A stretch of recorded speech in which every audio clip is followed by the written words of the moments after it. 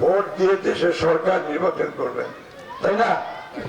তো অন্যান্য সময়কার চাইতে এবার একটু একটু অন্যরকম। আগত নৌকাটা ছিল আর ধানের শীষের নৌকার মধ্যে হইতো, এরা নৌকাটা নাই।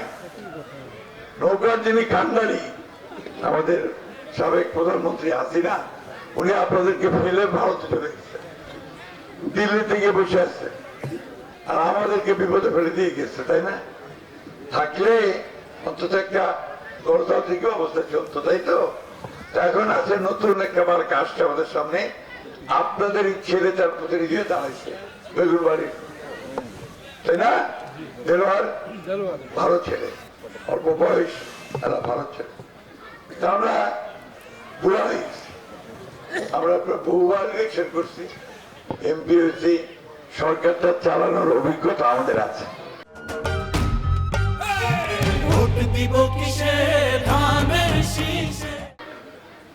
ওর বয়স কম, সামনের দিকে ইনশাল্লাহ আর ভালো করতে পারবে যদি লেগে থাকতে পারে, তাই না? আমার তো শেষ সময়, এটাই আমার শেষ নির্বাচন। আমি আপনাদের কাছে শেষ সময় আসছি, এইবার আপনারা আমাকে আরেকবার সুযোগ দিবেন, ধানের শীষে ভোট দিয়ে আপনাদের কাজ করার জন্য। আমি পুরো পার্টির বদনাম করতে চাই না, ওটা আমার অভ্যাসের মধ্যে নাই। আমরা কাজ করি, সিধা চলতে চাই।